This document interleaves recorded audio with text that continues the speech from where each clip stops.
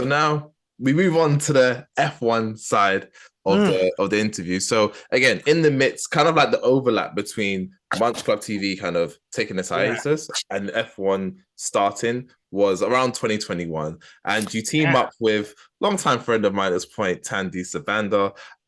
Also, I guess, in a sense, both from Zimbabwe. I don't know if that is the connection you guys have, but I want to kind of start off with there. How did you two kind of join forces to start this show?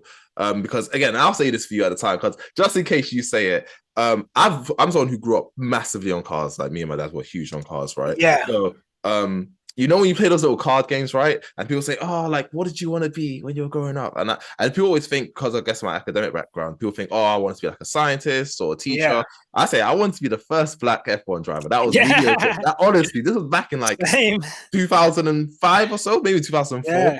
When I was big on like Kimi Räikkönen and stuff like that, and obviously Lewis Hamilton came on, and so on and so forth. Yeah. But I think in terms of black F1 podcast, it sounds simple now, but I was like, I actually have never seen that. What the hell? I was like, it always makes you feel like, wow, I wish I thought of that. That's how you know it's a good idea, right? So again, how did kind of scouting Thandie for the show come about, and why did you pick Thandie for the show? Man, I mean, I've told this story to Thandie, so she knows. But there was two other people that I had approached to do the show. For various reasons, it fell down. Thandie was. I knew I wanted a girl to do it with me. I knew I wanted a black girl to do it with me. And Thandie was like one of the only people when I was on my Munch Club account, when I used to tweet about F1, would be one of the only people to reply. Like literally, me and Thandie would just be on Twitter replying to each other about the Formula One. And I'd always been a fan of Thandie, like her writing. She's like an incredible writer. And just like she just jokes online. Like this girl's funny as fuck, man. Like, so one day I just messaged her like, hey, I DM'd her like, I've got this idea, and essentially like I've been listening to podcasts for like 3 or 4 years, F1 podcasts. And I was like, man, I have all these opinions I have about F1. No one wants to listen to me about it. I just want to start an F1 podcast. I'm going to do it. And it was always going to be like, I'll have this little podcast. It will be the side mission. Food is the big mission. I'll just do this on the side. I don't care if no one listens. I'm just going to have it on the side. How big is Formula One anyway? Like, do you know what I mean? And then I messaged her like, do you want to start a podcast? I've never DM'd her before, by the way. We just interacted online. And then she was like, yeah, sure, why not? Probably thinking, who's this weird guy? Which podcast? Me and Thandie never had a conversation. I never had a full blank. The first real conversation we had was like on the podcast, on the first podcast. Oh, wow. Okay. And when I say to you that, I don't think I've ever had a sense of creative compatibility with anyone that I've ever worked with the way that I did with Thandie, and just her energy, like she lit up the whole show. And at that moment I was like, oh shit, I think we've actually got something here. So that's how that's how me and Thandie, it's just random, honestly. And I'm really happy that it is Thandie, because if it was the other two, it wouldn't have worked out the way it has now. And I think she's such a relatable person for the women in F1, and especially like women of color in F1. And then we always joke like I think she's on a panel like this weekend or next weekend, whenever. But she's on a panel for like women in motorsport. Right. You know, she's got fans. Like we do live shows, and I'm like, I'm like, hi, and I'm like, hey, and I'm like, okay, introducing Thandie, and the place is like, okay, cool. I'm just chicken liver to all you guys. So, yeah, no, it's an incredible, the luckiest decision I've ever made, but I'm really happy I did. And what was the thoughts behind it being a black woman in particular? Yeah. There were so many podcasts with just like bare man. And like nothing I do has bare man in it. You know, like Yeah, fair. That's fair. like, honestly, I wish I could be like, oh, I really want to know representation, and like I do, like cool, but like nothing that's popping just has bare man on it. Like, so like, you know, I knew I just wanted a black one. I wanted, and I don't think I did want. What I wanted, I'll be very honest, was a black version of the white. And this, again, I was still thinking in the Munch Club ways. I wanted a black version of the white stuff that I was seeing. So I was coming in trying to be like, oh, we're going to have this smooth show and like we're going to have loads of this knowledge. And Thandie just coming in on fuckery. It's like, first episode, she was like, I'll never forget this. First episode, she was like, you know, Valtteri Bottas, he's a bum. This guy's a bum. Yeah. I'm there like, oh my God. Like, but that kind of set the tone for how we are. And Thandie, I always say Thandie's the spirit of F1. If I am the brains of F1, Thandie is the spirit. And really and truly, it's our spirit that has taken us to where we are today. And I'll forever be eternally grateful to Thandie for that. Course. And again, I can talk about Thandie's kind of popularity. I think anyone can see it. Like, I mean, I've even seen a video of when you did your first live show. Everyone walks in and everyone was going crazy. Like, oh. And I think I had a guest on the previous episode, a guy called Nigel, right?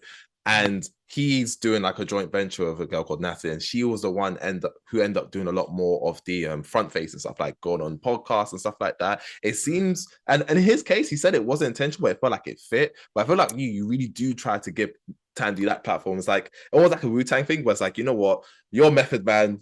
Oh, I'll take the role of you're the star, and you know, I'll kind of be the guy about you. I'll kind of keep the shit. I'll be RZA. Yeah, and, you know what I mean, like, yeah, that's it. Yeah. We always say like we're like Kanye and Jay-Z, basically. Like she's Jay, I'm Kanye. But you know, when a star shines, you've got to, you know, I think in another period of my life, no joke, I probably would have been jealous, you know. Because everything was about me and like I need to be front and center. I was such a show off. But now it's like, because I think it's so much bigger than me, Quickstop F1, you know, we are. I do think we were the first black podcast. Not the first, sorry. I've got to shout out my guys at Pit Stop Fracas. We started at the same time. We weren't the first. We are the biggest. Oh my God, I've said first 4 fucking times. Hey, it's all right, man. All right. That is it. I'm so sorry. So we're the biggest for sure. And it's about like the community we have really love us and what we do. And I think when you have someone like Thandie, you've got to just put them up front and you've got to like, you got to let them shine. You give them the ball and they will score. Like, you know what I mean? And I'm so happy just taking, you know, being the one. I'll be the Meza Ozil and I'll just pass it, and you know, someone else can finish it off. Like I don't have to be the center of attention, you know. And I get enough attention. I get enough praise and adulation. And what I really love is the editing and the fucking just getting this product out every week and getting these shorts out as much as possible. And, you know, I think we have the best podcast clips in the world. Like, I don't think anyone has podcast clips that are edited as well as ours. And that's my pride. Like doing that, we have such a signature style with how, from when we started, we've always had like a signature style of how we did teasers and then how we did podcast clips. And I just think, you know, it's I'm always happy to take the RZA role. You know, I could spit some bars, but you know, what I'm really good at is the production. Of course, and I think that shines through, like you said, for episode 1, like I feel like it's a nice amalgamation or combination of like the things that kind of made you kind of get status within Munch Club, and also the things that made Thandie popular within music punditry and journalism as well. Because when you talk about like, you have like the week recap, for example, like inserting the memes and inserting both of your kind of personalities. Again, I feel like in terms of the production level, because again, I'm not big on that because it's just me, so I'll just kind of put the video out and you know it does what it does. Whereas you guys have like, in terms of like people talking and you add in a certain thing that kind of matches what you're talking, it actually is really well done. It's actually very impressive in that sense. And I think it's no surprise. I think what you're saying in terms of let's just make a podcast, I think it was a healthy storm of Drive to Survive is becoming a thing now, and everyone's going crazy over that. Like F1's almost becoming like WWE in that sense, which we'll get to in a second. So F1's like getting random popularity, especially from an audience that never tapped into it, especially like the female audience. Then you have COVID, where more people have more time to listen to stuff because they're not commuting and stuff like that. And it's a black F1 podcast. So it's like, oh, there's a angle here where it's, I guess, more marketable if you want to be cynical, but just, I guess it's a bit more refreshing in that sense. So I don't think it's any surprise where you're like, oh, wow, this is kind of going crazy. But what? Oh, yeah. Go on. Sorry, go on. Look, sorry, let me tell you, like, Perfect Storm is this. See, this is why this guy's a great interviewer, guys. You see, learn, watch and learn. So Perfect Storm is literally it. We came in during the 2020 F1 season. For those who don't know, that was the Lewis Hamilton versus Max Verstappen season. Good versus evil, black versus white, left wing versus right wing. Like honestly, and these guys were going hammer and tong every race. How many races? Like 20 races or something, like 21 races, maybe. Like, March to December. I think it was like 26th-ish or whatever of March to like the 12th of December, like hammer and tong. The greatest season of all time. Here come these two ignorant black people making this content, supporting Lewis, who is the most popular driver on the grid. And it just, like, it was like slow to begin with, like slow. And I'll never forget this, the British Grand Prix, which was the Grand Prix where Max Verstappen and Lewis Hamilton crashed, like massive crash, right? This big thing. I was in Belfast with a friend. We've been drinking wine all day, eating Sunday roast. I'm like, I'm lit. Thandie's been out. I'll never forget it. She came on the podcast with a little fisherman hat on.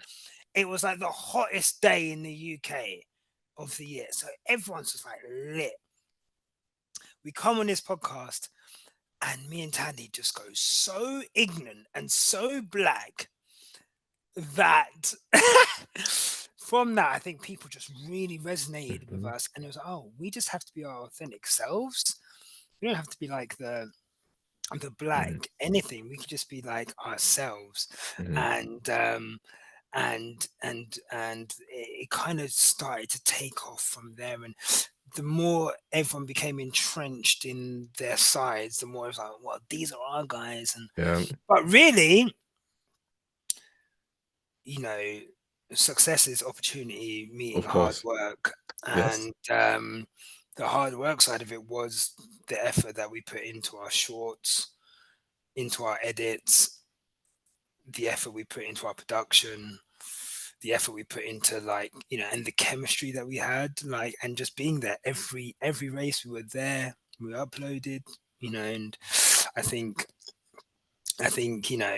we were there in the right place at the right time. But to have a perfect storm, you've got to be putting the work in, and you've got to be putting it in above and beyond, because we could have had that Silverstone moment, and then, which is the name of the British Grand Prix, and it could have kind of died from there, but it went further from there. So for sure. And again, not all good things come without a bit of pain on the side. And again, like you said, you guys being big Hamilton fans, and again, it was like kind of good versus evil, right versus left, stuff like that. It's going to come with a lot of, I guess, fans that aren't liking to your content. I'll say it that way. And again, with the F1 industry, and I want to ask you this because I think you have a quite unique answer to this. Because with every other sport, there's racism in football, there's racism in most sports, right? But because F1 isn't something that is necessarily engaged much by Black people up until recently, of course, what was it like kind of being engaged with those comments where all people just kind of be straight up racist and not nice to you guys? Like, how did you handle that critique, so to call it? It's crazy. I think the first time it happens, it's like, this is crazy. Like, what the fuck? Like, people DMing you like the nastiest shit. They'll just say it under your Twitter post, like the nastiest shit. But then you just kind of get used to it. And then you realize, like, okay, live by the sword, die by the sword. And I think, we if this is the position we're going to take, people are going to hate us. But negativity, you know, if you're going to share our shit, it's going to show us the people who love us more. If you're going to comment, it's going to show us the people who love us more. So I kind of love it now. And I think, you know, it does get tiresome for sure. Like, but I think if I hadn't had that experience in Munch Club where everyone piled on to me, and then the first time I did it was with Quickstop, I think I would have had a really negative experience with Quickstop. Mm-hmm. You know, I've not made another timeline news since that day. And I think I might have had like a similar experience with Quickstop if I hadn't had that negative experience. Mm-hmm. And like just now, I'm like, oh fuck you, I don't give a fuck. Like, do you know what I mean? Like I know what I make is cool. Mm-hmm. You're seasoned in that aspect of the content Yeah, creation. exactly. I'm seasoned. So it doesn't really affect me that much, but it's definitely startling. And you know, yeah, I've had like 3 years now of people literally following us to hate on the stuff that we do, clipping podcast clips out of context and posting it and inviting even more abuse. And it is what it is, man. But you know, I'm that it comes with the territory. The love we get far, far outweighs the hate that we get. If we were one of those people where everyone just fucking hated us, but we're just like, well, I'm gonna soldier on anyway because I'm getting views. Like, you know, I don't think I could have stood. I'm too proud of my work to do that. But you know, there's so many people that love us, and I feel like that really outweighs all the negativity. Of course. And I guess it would be nice, right? Imagine you could go to those like haters or also say, you know what, guys, we're starting this podcast in 2021, but in a year's time, we're gonna have, you know, that guy Mero from Desus and Mero, he's gonna be on our show. One of the like, I mean, he's gonna talk F1 with us as if, you know, I mean, how was that in terms of like in 2022, you're gonna have some of these big stars on your platform. Bro, the fans did that, man. The fans did that. Like, again, it's crazy. So these are sorry, Kid Mero. So it was Mero, wasn't it? Yeah. So Mero came on, and so Mero started like an F1 platform like halfway through the season in 2022, and everyone was like, so many of our fans were like, oh my god, we need to see Mero and Thandie. We need to see like Mero and Thandie, that's the one. And then Thandie tweeted him like, yo, you should come on. And obviously, look, I'm not saying that this was the reason, but look, I'm sure having someone as attractive and pretty as Thandie, Yeah, it helps. Come on my podcast, and you've got people messaging like, come on. And that, but no, real talk, Mero came on, he held it down, man. Like, it's crazy, but we, you know, he came on just to support us as Black content creators, and I'll forever be grateful for that. You know, he's so solid. We've had Darius Butler, who's like a former NFL player. He's on ESPN right now. Trayvon Free, who's an Oscar-winning director, come on the show. Like, we've had crazy guests, and a lot of that is because our community uplift us so much. So when people look at us, they see we've got pretty good Twitter followers. They see the interaction we get. They see like the shorts, you know, how that does, how they'll be presented. So, you know, again, and I learned that from Munch Club. Like, Right, of course. So, you know, I knew how to target guests who have more, I would say, stature than we do, and you know, and I don't just message people. These are people, you know. You see someone like Darius, oh, he likes F1. You follow him and you say like, oh, yeah, I'd love to have you on. This is what we do, and you know, most of the time, people will be receptive to it if you can show like this is the product that I do, and they look at that product and they're like, yeah, actually, I want to be a part of that. Yeah. You know, who wouldn't want to be a part of something where, I'm not gonna lie, when people come on a podcast, you know, if we tag them in the tweet saying we've had this person on, everyone's comments, like they're probably the most interaction they get in a day will be us, our fans reacting to the shorts that we make. You know, we regularly get like, you know, hundreds of likes on shorts 50 to 100 or so retweets on like a podcast clip. Like Yeah, that's, it's insane. I remember I used to get 20 on a food thing. I'm like, oh my God, this is really good. Yeah, yep. Like, now if I get that, I'm like, oh, okay, it's not done as well as it could have. So yeah, it's really good. And again, I feel like that's not even just a highlight of the 2022. Obviously, you get these fantastic guests, but in terms of, because I think most people, even myself, right, when I started my first podcast, you're thinking, oh my gosh, like, you know what, in a year's time, we're gonna be hitting the stars, man. Like, we just gotta keep putting the work in. And you feel like for most people, it's a long time, but for you guys, in a span of content of podcast, sorry, it's pretty quick. Like, for example, if I start a podcast now, right, and someone tells me in a year's time, I'm gonna be on Vanity Fair, I'm gonna have 2 live shows, I'm gonna be part of Nylon magazine. I'm like, wait, when do I hand in my notice? But okay, so I want to start off with the live shows first, right? Because this is the first time to interact with your fans. And I think the first one you did was for the Hungarian Grand Prix. Sometime I think it was. I was meant to go to this one. Like, it was in Nine Elms or something like that. What was it like finally? Like, I think it's one thing to have people message you and say, "Oh my gosh, loved your shit." I think the reality is sometimes some people might watch the first 5 minutes, not really tune in. They might your stuff and just want to show support, but this is people buying tickets to come and see you guys because like they like the sport, but they want to interact with you guys. So much so, I think even at the time for the Hungarian Grand Prix, you sold like podcast stream tickets that could. You had someone wanting to come, which is insane. So what was it like now, like, okay, it's one thing people coming to cook for like with you, and they're gonna get something, they're gonna get food at the end. Now it's like, no, they're just coming for you guys. Like, what was that feeling like? So people ask why I don't do food anymore, and it's like, you can't fathom the love I get from the Quickstop family. Like, it's everything I've ever wanted in content creation, I've got it through Quickstop F1. Like, why would I go and try and make food? I don't think I'd ever have that close a relationship that I have with the people who love me for food than I do for Quickstop. And, we sold out 50 tickets for our first live show. In like 30 hours. 36 hours. Yeah, 36 hours. Like,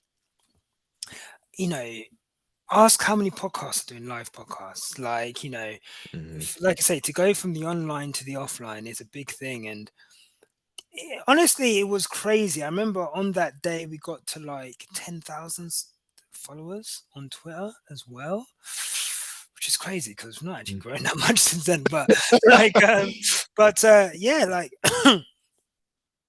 it was incredible. Honestly, like, the first live show is probably like it's joint top with like the cinema show, but like, to do that and have these fans, like, I had a middle-aged white woman from America who lives in London, but she ran up to us and she's like, "Oh my God, Nyasha and Thandie!" Oh my God, like, oh my God, like, yes, that's us. Like, oh my God, can I get a picture? She dragged her husband along. This guy's like, I don't even know who the fuck these guys are, but she brought her loved ones there. We had, and our shows, I'll be real with you, again, probably the Thandie effect.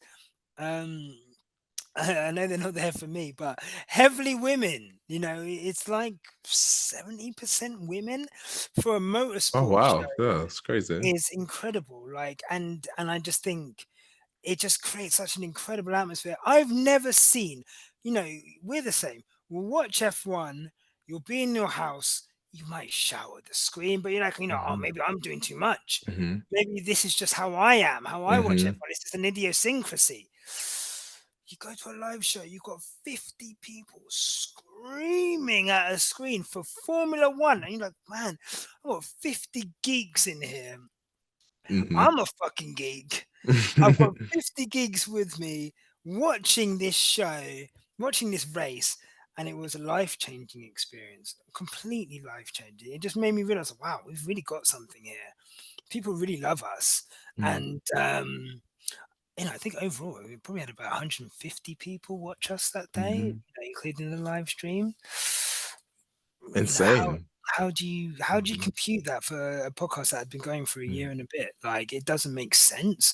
Which is why, like, when we get compared to, like, haters will compare us to like much more established people, and it's like, man, we've been going for 3 years. Look at a lot of your favorite podcasts after 3 years. See where they were. I don't think they're where we are. So, you know, it's really cool, man. Like, honestly, I can't really say much more. It's just really cool. Of course. And with the Vanity Fair article, did you know that was coming? Because again, like Vanity, like there's magazines, right? Not to show anyone. There's magazines. There's Vanity Fair. Like Vanity Fair, like I don't think many people have to think much of, oh, what is that? I think everyone knows what that is. It's kind of like Elle magazine or something like that. So, like, you know what I mean? No one's gonna be like, oh, what's Elle magazine? So, but when you wake up, you go about your day, your name and Thandie's name is in Vanity Fair. F1 is a very popular sport, so you know a lot of people are going to read this. What was that feeling like? Did you feel like, okay, we're established now? No, you can't touch us. I forgot. So basically, the person who writes it, who wrote the article, was a fan and approached us, and we had the article, we had the interview, and then it'll be out around sometime next year. I was like, okay, cool. I forget about it. But then we're included in this. So I see the Vanity Fair article as like this massive like Formula One spread. All of the drivers are in there dressed up. Danny Ricciardo looks like a French waiter from like the 50s. And like, honestly, so I looked at the article and I was like, oh, I'll read that later. Yeah. I just start getting notifications. Oh my God. Quickstop. Sorry, this was after a year. This was literally at the end of the first year. We had the interview after the season. And he's like, I'll be out sometime soon. Oh, no. So I forgot. Quickstop F1's in Vanity Fair. Oh my God. I'm like, wait, what? Oh my God. You did that interview. And yeah, it was cool. I don't care about shit like that. I'll be really honest with you. Like, I don't care. Okay. Like, the work matters. The community matters. Thandie won't mind me saying this. It was a big deal for her. And it should be a big deal for her. I'm very anti. You don't need that validation from outside sources, yes, right? because you know, I spent all my life wanting that and then realizing I don't need it. So I'm really entrenched in the position of I don't actually want that.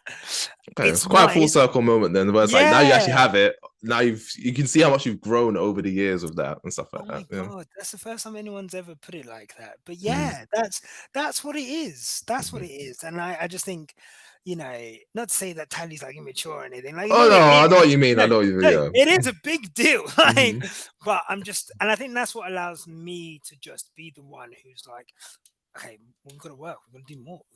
Let's put some merch out. Let's do this. So I think, yeah, you know what? I was happy for the fans. Because like for us, that's like for them being in Vanity. Like if we're in Vanity Fair, then like their favorite podcast is in Vanity Fair. Like they listen to a podcast that's in Vanity Fair, an F1 podcast that's in a fashion magazine. Like that's not normal. And I think for them, I think it's, you know, for all the times that they ride out for us, like that was, you know, when people are like, oh, this is for the fans. I never understood it, but like honestly, that for me, that was always for the fans. Anything like that's for the fans. Cool. And I'm going to pivot a little bit to talk more about F1 as the sport itself. And I think growing up, right? So I was a massive, massive fan of WWE growing up in terms of like pay-per-view, waking up at like 2 now going to bed early, waking up at 2 a.m. Oh, I got good on yeah, I was, oh my God. Yeah, that type of child, right?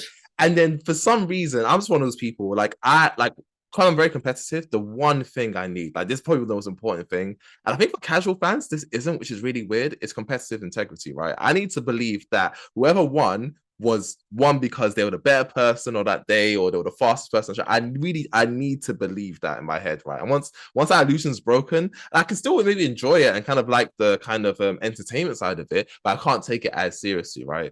With F1, growing up as a child, I have no idea about the car regulations and people making decisions on the tracks and stuff like that. So, but then one thing that's been brought to light so much more ever since F1's become more popular is the FIA, right? And the regulations, and, you know, kind of being in bed with some of the people within Saudi Arabia and stuff like that. I think you guys do quite a good job of calling it out when you do see it. But my question to you is, for sport you do love, how do you kind of, I guess, mentally separate yourself from the side of, okay, you know what, this person won, but this was kind of engineered for this person to win, for example? How do you kind of get away from that side of it? You don't, to be honest. You don't get away from it. Like, you know, you have to call things out the way you see it, and you know, you do become disillusioned. And I'm look, I'll be honest, I'm very disillusioned with the way F1 is, and it's hard to make content where you're not just moaning about things all the time, but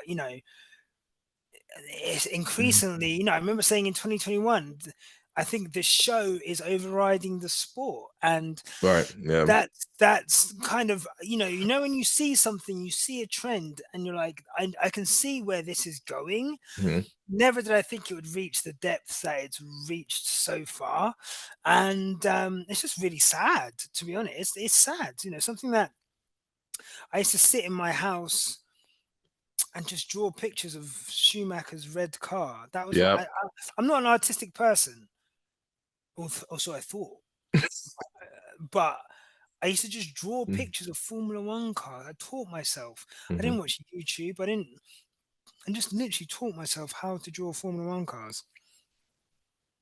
So that's how deep it is. I've been watching it since I was 6 years old. Mm-hmm. Yeah, six or seven. So, you're just like, it's not great. But I think, how do I separate myself? I separate myself in that I have to make this content, and I have to talk for people who don't have a voice. I do think we're the voice of the voiceless a little bit, and I feel like if we don't speak up, other people won't, and they won't do it in you know Of course. as frank a way that we will. So Mm-hmm. yeah, you just have to fucking put on your big boy pants and kind of disassociate yourself from how you feel as a person to how you want to portray yourself as a content creator. Of course. And one of your favorite drivers and Thandie's favorite drivers, of course, +44, the man himself, Lewis Hamilton. But for someone Yeah. who's been watching racing for a long time, I'm pretty sure you have other drivers who you come to know and love. But what is it about Lewis Hamilton that makes him your favorite driver? Oh man, like so I repped Schumacher from when I was like 6, and just because I liked his name, but also Yes. like, it's like a Yeah. mad name, isn't it? Mm. Like, okay, but also like you could tell he was the best, even if he wasn't in the best car. He was like, oh, this guy's the best. So I was just like, I'm going to support this guy, and I supported him all the way through to the end of his career. His career stopped 2006. Lewis Hamilton started 2007.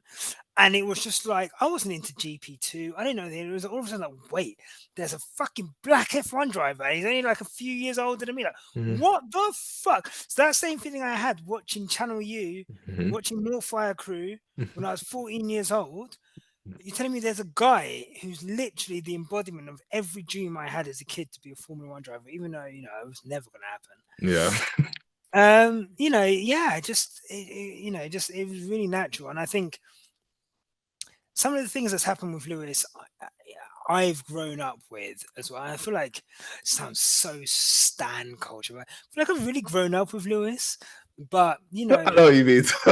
Yeah.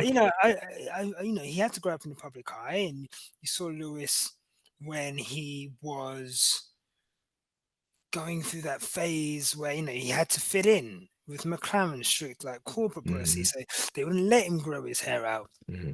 They had him doing things that he was probably uncomfortable with.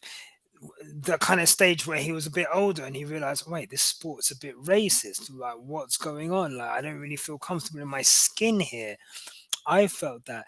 Then there's like the liberation and like the kind of growing into your skin and being like, that period when he was just rocking up with like the biggest Cuban fucking necklaces and like, do you know what I mean? Like, he Yeah. didn't give a fuck. But that was, people talk about like Lewis Hamilton Fashion Week now, like just seeing him in a Cuban chain was like, whoa, what the Yeah. fuck? People are like, I don't think this guy's concentrating on his sport. He's got a Cuban necklace on. But just seeing that kind of growth to where he is now, plus obviously the sporting achievements, I just feel really proud to have supported him, but then to be able to have my own way of like documenting it, and I think like in the future, there'll be videos of me talking about Lewis, and I'll be able to share that with my family, and maybe that will be shared on if social media is a thing, like will Yeah. be shared on social media and whatever, and that will live forever. And it's really cool, man. And speaking of Lewis, again, speaking of a quick stop as well, you guys went to Texas last year, which again, I feel like I remember when I saw that, I was like, oh my gosh, then they're really doing this, like for real, for real. So what was it like flying out to Texas? Did you get to see Lewis at the Grand Prix? Did you go to the Grand Prix? Yeah, we went to the Grand Prix. Yeah. Yeah, we went to the Grand Prix. We'd like, look, we social media will make people think all sorts. So, not that you don't, but I'm just saying, like, we went there, we sold so much merch, and we were like, let's just fucking go to a race. Let's go to America. Like, I'd never been to America before. Oh, let's go to Austin. We have all these like American fans. Like, so we just try and do a live show in Austin. So we bought the flights using the money we got from the merch. We bought the tickets using the money we got from the merch. We paid for the venue using the money we got from the merch. Sold the live show tickets and kind of broke even on that side of things. And yeah, went to the race. And obviously, yeah, we're at the circuit. To see the love that Lewis gets. I saw Thandie turn into an absolute. Thandie's like, oh, I'm too cool for this. I'm not going to do this. Yeah. I saw her lose her shit at that race, and it was really cool. Again, bro, let me tell you now. I was walking around that circuit, and we would like the first day we got there. There's this old waiting for like to go and get some tacos. There's a middle-aged white guy just like stood next to me. I was like, oh, you can go in the queue, and he's like, he's like, no, I'm okay. Looking at him, and then he's just like, do you have an F1 podcast? And I was like, yeah. And he's like, oh my God, I listen to you every week on the way to work. And I was like, oh my God. Crazy. And we got recognized like quite a lot there, which is incredible. And then obviously we had the live show. We had people like drive from Houston to Austin. One guy got a flight from Chicago. Oh my gosh. To Austin to come to the live show and was getting the first flight like 5 hours later out of Austin back to Chicago just to come and see us. It was a really humbling experience. Austin was an incredible few days and really affirming for like what we do. Gosh, that is insane. Gosh, and I mean, it's one thing to kind of get known by like your local community because obviously, okay, it could be a friend of a friend of a friend, and you can kind of make sense of it compared to someone your face you can't even imagine in like a dream. And I was like, oh, this person just follows what I'm doing. Probably knows me a bit more than I'd want because probably when you get into podcasts, you start talking. Right? People, look, I had people asking me about my ex. I have people asking me about Teddy, like my dog. I have people asking me about all kinds of like tidbits that I'll throw out, and they'll be like, "Oh my God, do you remember when you?" I was like, "Fucking hell!" Like, it does get intense, like sometimes, especially at the live shows, because people just want to see you and they want to talk to you. They build that relationship for you, and I think there's just that desire to know. Yeah, and it was one of the things I was actually going to ask you because you said when I was talking about Munch Club, you bringing people to your house, and at the time you were doing Munch Club, like I think you were very vocal about like your relationship at the time and stuff like that. And I think some people are just they get a bit too keen in terms of like, oh, like where, like what's the status on that and stuff like that. Because I guess when you're just being human on a show, because no matter how much you try to be like prim and proper, and here's the F1 podcast, you're still gonna just devolve into just like nonsense or insert things, analogies that relate to your own personal life. It's just natural. And I think what's surprising is how much people hold on to that. Because I've been a victim of that as well in terms of you speak on stuff like I'm talking music 90% of the time, and someone's like, "Oh yeah, because you said this happened in secondary school." I'm like, "What the fuck? Like, how the hell do you know that?" And you just forget how much you talk. Like, once you get to like 100 hours, 200 hours of content, you can't keep track of that. So yeah, that is insane. Yeah, we give a lot of ourselves, which is why I'm quite private. And again, going back to having not a public relationship per se, but having a relationship where it was very front and center of like kind of what I did, and like I've just learned the lessons from that. And social media is like a crazy place, man. So I think it's just one of those things where you wanna not share too much just because people will take whatever you give them, and yeah, it can get a bit stressful for sure. 100%. So the last thing about the F1 side I'm going to ask you about is the current season. So the new season just started not too long ago, right? Yeah. So for the people who don't follow F1 as intimately, what would you say are the main storylines apart from Lewis leaving? I think that's the most obvious one. What are the main storylines people should follow this season for F1? Sporting wise or non-sporting wise, to be honest, Both. Take it however you want it. Obviously you've got the Christian Horner sexual Yes. harassment scandal, like the boss of the team that has won the last 3 world championships has been accused by his PA of essentially like sexually harassing her, like in being inappropriate in terms of texting and stuff. So there's that story which is rumbling on and on. Like she's taken that to the FIA and she's obviously lodged an appeal. They're trying to fire her. Like it's crazy. So you've got that storyline, but I think the storylines. What I would say is honestly, watch Drive to Survive. Okay, cool. Watch Drive to Survive because everyone says they don't watch F1. It's just a bunch of cars going around, and because of course you've got 20 cars going around, they've got on, you don't know who the fuck they are. Like, how could I like get a personal connection to any of these people? Drive to Survive is like keeping up with the Kardashians for Formula One, Real Housewives of Formula One. Like that is literally what it is. If you like reality TV, watch that because you will find a character in there that you really resonate with, and you will see their storyline. Like, Oscar Piastri, new fucking kid from Australia who's incredibly cool, but he's got a bigger teammate called Lando Norris, who is like one of the most revered youth sportsmen in the world. He just went on Chicken Shop Date. Like, do you know what I mean? Like, that's a storyline within itself. You've got Daniel Ricciardo, another big character at Alpha Tauri, trying to make his way up to the main seat in Red Bull, where Checo Perez is, always on the brink of being fired, but always manages to hang in there. Such a rock star. Like, exactly. Like, but like, these are the things. Like, you're not going to get that unless A, you go and watch Drive to Survive. B, make a Twitter account.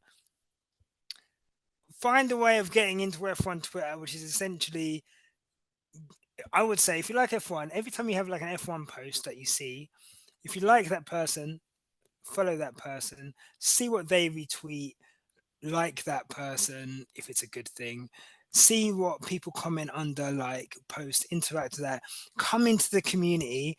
It's the funniest, most brutal community I've ever been in my life. I wouldn't change it for the world. It is honestly changed my life, changed how I view sport, changed how I view community. There's so many women on there.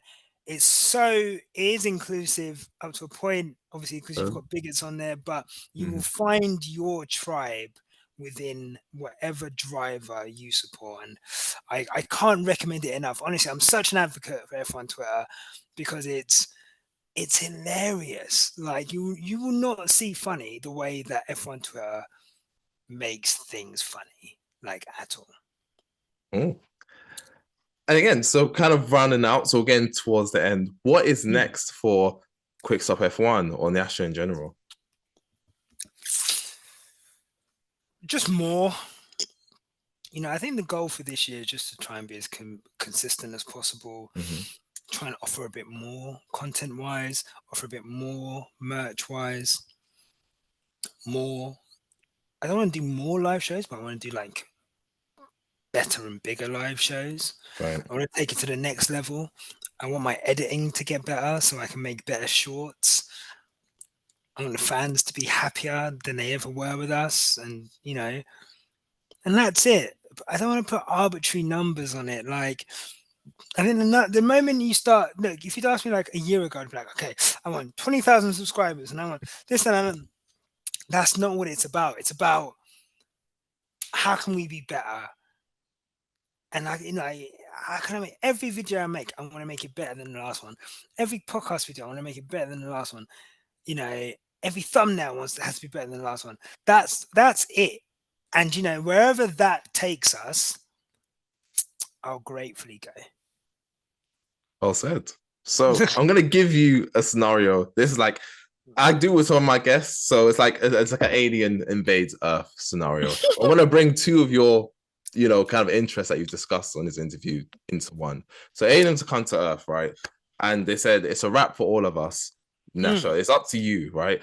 But if you can give us these following things, the world will be saved. So what you have to give us within the context of F1 is going to be two drivers, two of your favorite drivers. They have living or not, whichever one you want to do, and you have to give each one two of the best cars that you think have existed within F1. It could be any car, it could be from any division. They don't necessarily had to have raced for that car. And then lastly, because people have to eat, you also have to give them a signature dish that you can smash out the park every time, and the aliens are definitely gonna love it. What drivers, what cars, and what dish does Nyasha choose, and why? Thank you for going through that again because I am dyspraxic.